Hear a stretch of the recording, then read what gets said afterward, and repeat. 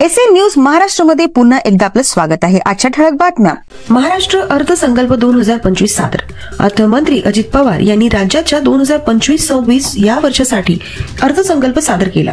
या अर्थसंकल्पात आग्र्यात छत्रपती शिवाजी महाराजांचे भव्य स्मारक आणि संगमेश्वर येथे छत्रपती संभाजी महाराजांचे स्मारक उभारण्याची घोषणा करण्यात आली आहे।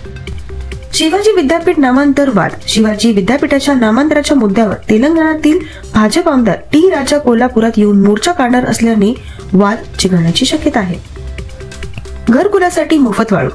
राज्य सरकारने घर बांधण्यासाठी 5 ब्रास मोफत वाळू देण्याचा निर्णय घेतला आहे, अशी घोषणा महसूल मंत्री चंद्रशेखर बावनकुळे यांनी केली आहे।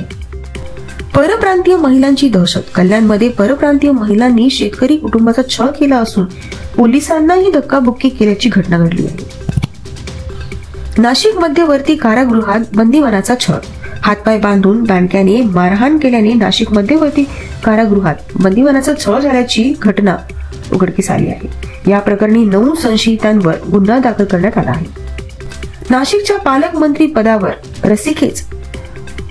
पालकमंत्री पदासाठी महायुतीत रस्सीखेच सुरू असून नियोजन समितीच्या कामकाजाला फटका बसण्याची शक्यता आहे। ठाणे महापालिकेतील कर्मचाऱ्यांचे प्रश्न। शिवसेनेच्या जनसंवाद कार्यक्रमात ठाणे महापालिकेतील कर्मचाऱ्यांचे प्रश्न मार्गी लागण्यासाठी आयुक्तांशी चर्चा करण्यात आली।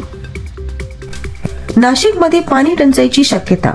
ऊन वाढल्याने बाष्पीभवनही वाढले असून भविष्यात नाशिकमध्ये पाणी टंचाईला तोंड द्यावे लागण्याची शक्यता व्यक्त केली जात आहे। ठाणे पालिकेतील कर्मचारी प्रश्नांवर चर्चा। शिवसेनेच्या जनसंवाद कार्यक्रमात ठाणे पालिकेतील कर्मचारी प्रश्न मार्गी लागण्यासाठी आयुक्तांशी चर्चा करण्यात आली। नाशिकमध्ये माडा अर्जासाठी मुदतवाढ। नाशिकमध्ये माडाच्या अर्जासाठी मुदतवाढ देण्यात आली आहे। इच्छुक अर्जदारांनी या तारखेपर्यंत अर्ज करावेत। अशाच नवीन बातम्यांसाठी बघत रहा एसएन न्यूज चॅनल महाराष्ट्र। धन्यवाद।